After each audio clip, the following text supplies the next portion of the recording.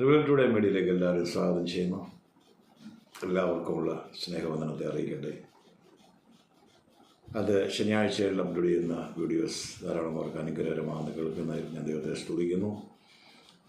നിങ്ങളത് ഇന്നത്തെ ഒരു ചിന്ത ഒരു ഉപമയെക്കുറിച്ചുള്ള ഒരു കാര്യമാണ്. അതിനൊരു വലിയ വിശദീകരണം. തീർച്ചയായിട്ടും നിങ്ങളുടെ ജീവിതത്തിൽ ഇത് വലിയൊരു അനുഗ്രഹമാകും. കാഴ്ചപ്പാടുകൾക്ക് മാറ്റം വരും. എന്തെങ്കിലും ചെയ്യാൻ ആഗ്രഹിക്കുന്നെങ്കിൽ അതിൻ്റെ ഒരു ഒരു ഒരു പൂർത്തീകരണത്തിലേക്ക് ദൈവം നിങ്ങളെ കൊണ്ടുവരും. നിങ്ങളിത് ആദ്യമായിട്ടാണ് ശ്രദ്ധിക്കുന്നതെങ്കിൽ ഷെയർ ചെയ്യാൻ, സബ്സ്ക്രൈബ് ചെയ്യാൻ മറക്കല്ലേ.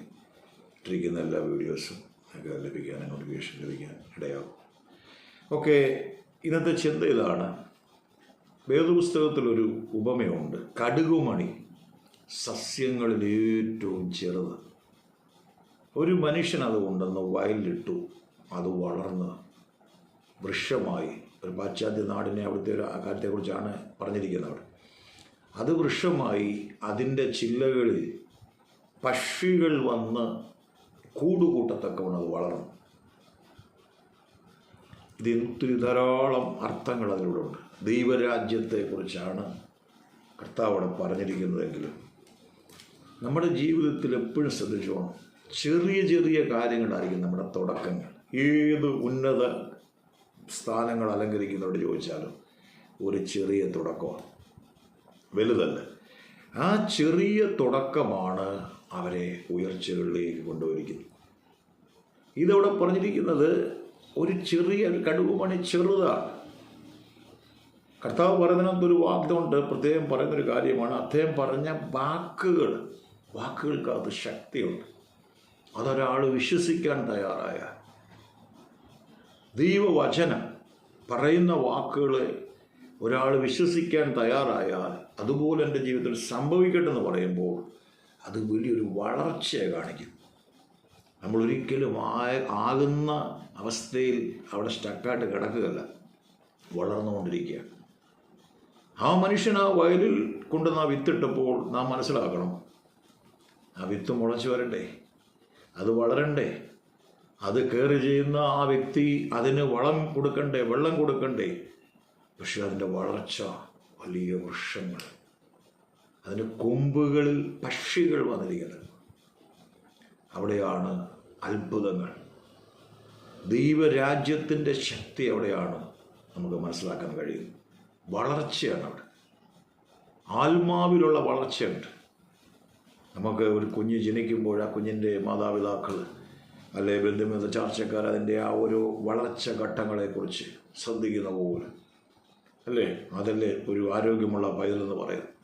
ആത്മീയമായ വളർച്ചയുണ്ട്. തുടക്കത്തിൽ വരുമ്പോൾ ചിലപ്പോൾ ഒരു നിന്ദയുണ്ടായിരിക്കാം, ഒരു പരിഹാസമുണ്ടായിരിക്കാം, ഒന്നും കാണുന്നില്ല. പക്ഷെ അത് വലിയൊരു വളർച്ചയിലേക്ക് വേണമെങ്കിൽ ഇങ്ങനെ പറയാം. വേദപുസ്തകത്തിൽ വെറും മീനിൻ്റെ ഗന്ധമുള്ള മുക്കുവനായിരുന്നു പത്രോസ് എന്ന് പറയുന്ന മനുഷ്യൻ. വീണ്ടും പിന്നീടാണ് പത്രോസ് അപ്പോസ്തലൻ എന്നുള്ള ലെവലിലേക്ക് വരുന്നത്. പക്ഷേ പെട്ടെന്ന് ചാടി സംസാരിക്കുന്നതും പെട്ടെന്ന് എല്ലാത്തിനും മറുപടി പറയുകയും പക്വതയില്ലാത്ത ഒരു സാധാരണ ഒരു ഗ്രാമീണ മനുഷ്യൻ എന്ന് പറയുന്ന വ്യക്തി ആ ലേഖനങ്ങൾ എഴുതത്തക്ക ലെവലിൽ ഒരിക്കലും അവർ ശുശ്രൂഷിക്കുമ്പോൾ പറയുന്നൊരു ഭാഗമുണ്ട്. ഇങ്ങനെയാണ്, ഒരു പഠിപ്പും വിദ്യാഭ്യാസവും ഇല്ലാതെ they were uneducated.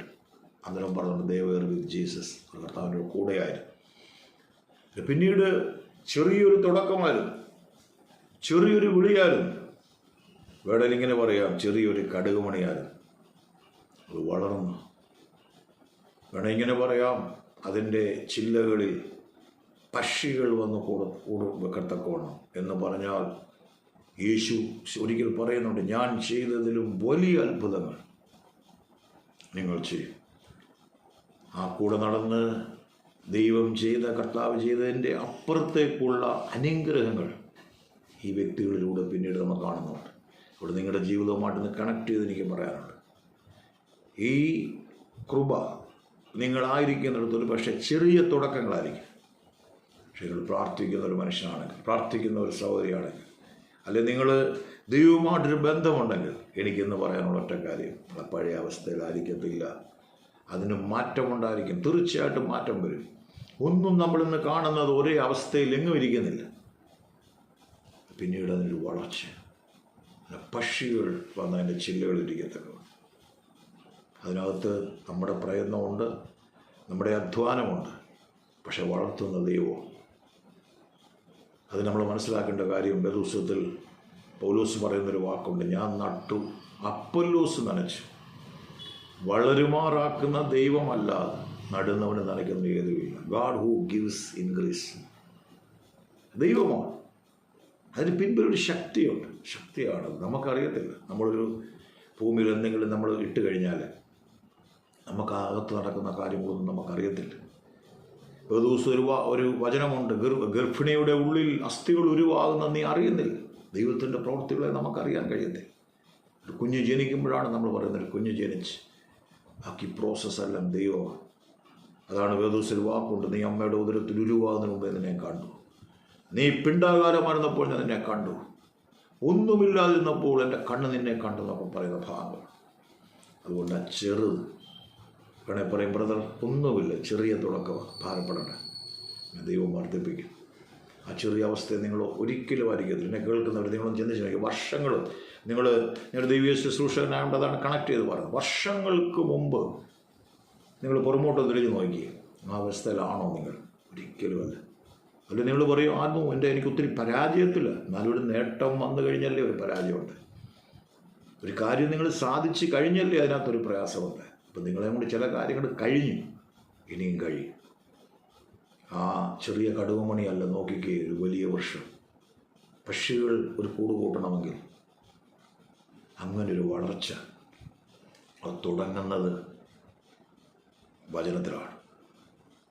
ആ വിശ്വാസത്തിലാണ് അത് തുടങ്ങുന്നത്.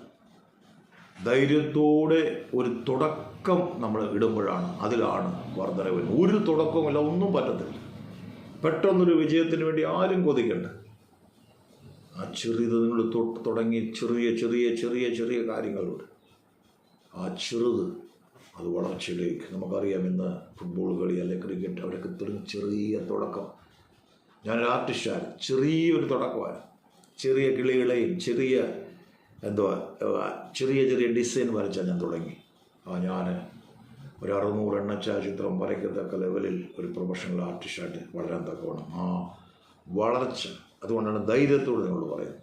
അതുകൊണ്ട് ഏതൊരു കാര്യത്തിനും ധൈര്യത്തോടെ ഒരു സ്റ്റെപ്പ് വെക്കാൻ നിങ്ങൾ തയ്യാറായാൽ അതിൻ്റെ പിൻപിലൊരു വളർച്ചയുണ്ട്. ക്ഷമ വേണം. വിശ്വാസത്താലും ദീർഘക്ഷമയാലും വാഗ്ദത്തങ്ങളെ കൈവശമാക്കുന്നുള്ള അനുകാരി. വിശ്വാസവും ക്ഷമയും വേണം, ദീർഘക്ഷമ വേണം. ചില കാര്യങ്ങൾക്ക് പെട്ടെന്ന് പോയി നമുക്ക് ആ കർഷകൻ ആ വിത്ത് തുറന്ന് നോക്കത്തില്ല, അപ്പം വെയിറ്റ് ചെയ്യും. അപ്പോൾ നമ്മുടെ ജീവിതത്തിൽ ചില കാര്യങ്ങളൊന്നും കാണുന്നില്ല, പക്ഷെ നിങ്ങൾ ആ പ്രോസസ്സിലൂടെ നിങ്ങൾ വീണ്ടും വീണ്ടും വീണ്ടും നിങ്ങൾ പോകുമ്പോൾ അതിനകത്തൊരു വളർച്ചയുണ്ട്. അതിനകത്ത് ദൈവത്തിൻ്റെ ഒരു പ്രവൃത്തിയുണ്ട്. അതൊരിക്കലും അത് നിന്നു പോകത്തില്ല. അത് വളർന്നുകൊണ്ട് ഞാൻ എൻ്റെ ജീവിതത്തിൽ ഒന്നും കാണുന്നില്ല. നിങ്ങൾ പഴയ അവസ്ഥയിലല്ല. മറ്റുള്ളവർക്ക് അതറിയാൻ കഴിയും. നിങ്ങൾക്കൊരു പക്ഷേ അറിയത്തില്ല നിങ്ങൾ ആ അവസ്ഥയിലാണോ. പക്ഷെ ദൈവത്തിന് അല്ലെങ്കിൽ മനുഷ്യന് നിങ്ങളുടെ ചുറ്റുവട്ടത്തുള്ളവർക്ക് അറിയാം നിങ്ങളുടെ വ്യതിയാനം. നിങ്ങൾ നോക്കുമ്പോൾ വലിയ വ്യത്യാസം അറിയത്തില്ല. വളർന്നുകൊണ്ടിരിക്കുകയാണ്. നിങ്ങളായിക്കൊണ്ടിരിക്കുക. നിങ്ങൾ ആ കടുകുമണി പോലുള്ള വളർച്ചയിലേക്ക് നിങ്ങളായിക്കൊണ്ടിരിക്കുക. അപ്പോൾ ഏതവസ്ഥയിൽ ഹൃദയം സമർപ്പിക്കാൻ നിങ്ങൾ തയ്യാറായാൽ, ആ പ്രവൃത്തി ചെറിയൊരു തുടക്കത്തിന് നിങ്ങൾ തയ്യാറായാൽ വലിയൊരു ഉയർച്ചയുണ്ട്. മറന്നുപോകരുത്.